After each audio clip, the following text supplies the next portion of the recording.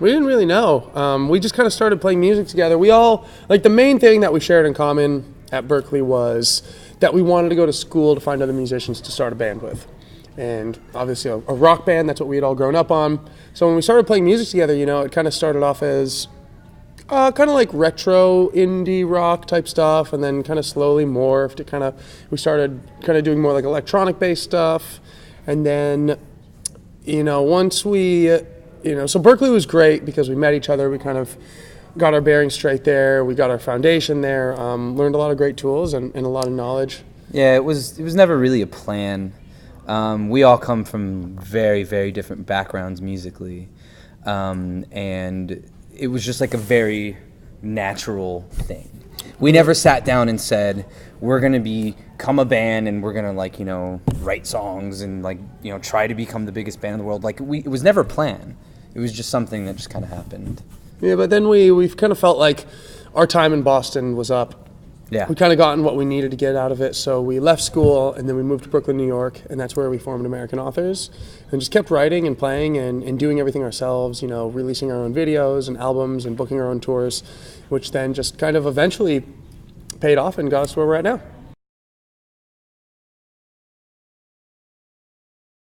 It's pretty much always been music. It's always been music, which has been a big thing for us too that we've always shared in common, which has really helped with us. It's really helped us grow with our musical changes and kind of becoming the band that we are today.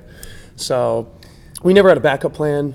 We've all been playing since such a young age. We all played music in high school and before that, and then we all decided to go to college for music because Berklee College of Music, it's all it is contemporary music there. So it's always what we wanted to do. But with that said, other things do come to the surface.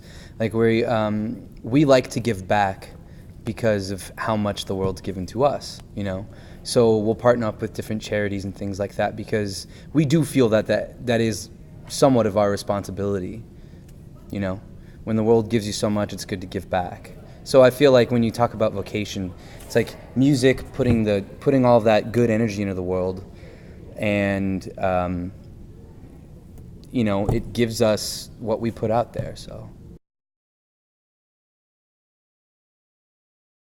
Yeah, it's pretty constant. It always kind of hits you in different ways and different places. I think and it always changes, and everyone's different too because we all write and we all write together and we all write on our own. So I think different inspirations kind of come at different moments. So I know for me, it's so random. Like yesterday morning, I was on the treadmill running and I had an idea and I wrote, a quarter of lyrics for a song on the treadmill while I'm running and shaking with the phone in my hand. So it can kind of just hit and strike it at any given time. And I guess as far as content goes, it's we're inspired by just daily life, everything that we go through, and every song that we've written, it's all from personal experience and what we've been through. I think so much of American Authors' themes come from kind of the struggle and the sacrifices that we make to do what we love in life. And kind of where we've come from and how we've gotten to this point and the obstacles that have been in our way and how we've always been able to overcome those obstacles.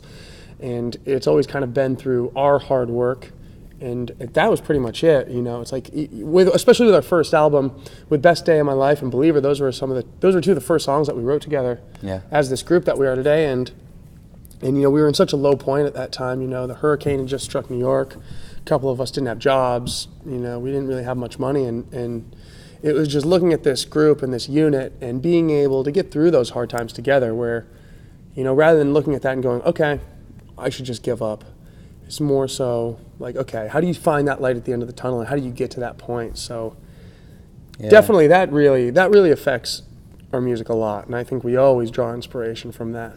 Definitely from that, and along the years, I think we've learned that we inspire each other. The fact that the four of us write, sometimes, it comes from different places at different times. So not everybody is, necessarily always on the same page. But we all just have this really strange way of pulling each other into the same space, like headspace, when we're writing. So there's that aspect of it too. We always add, as many different styles of music as we possibly can, and we're never afraid to try new things and to take that inspiration from other places, from any genre of music, and try out new instruments, learn new instruments that maybe we've never even touched before or even really knew what it was. So I think that kind of gives us a unique style and a unique sound for sure. It's pretty hard. It was, it definitely was not an easy road. I think it's one of the hardest things in the world. Yeah, like if you're looking for easy, I would definitely not take this career into mind. You got to beat some big odds, and then like if you're lucky enough, the stars align, and you do beat those odds, then there's a whole nother set of odds you got to beat, and it's just like it's a constant uphill. I mean, battle. It's a marathon. It really is. Like we've come so far, but we also know that we still have so much further to go. It's not even just a marathon. It's a tough mudder. You're not just running. It's a triathlon. You have obstacles. Yeah. There's like you have to climb on things. You have to do so much. And then my final question is. But hold on, but we would not trade that for the world. They're good obstacles. They're great. And they're really fun. Sometimes.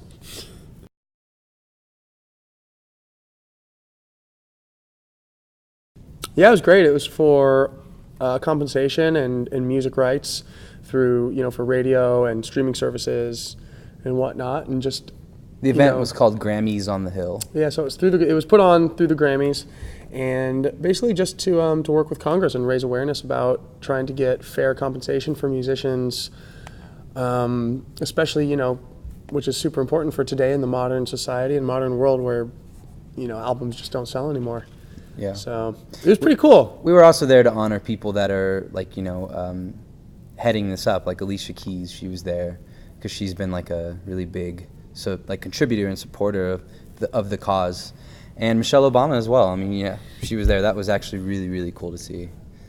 Yeah, it was fun. And we didn't just play for Congress. They actually came on stage and played with us.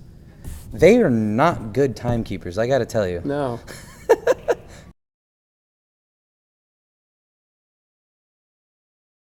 You get to see the world. It's pretty incredible. You get to, the amount of travel that we get to do and the people that we get to meet is it's really amazing. And just everything from the shows and the energy of the different crowds in different countries and different cities to having days off and exploring and going on adventures. It's really a dream come true. It's pretty amazing. Absolutely.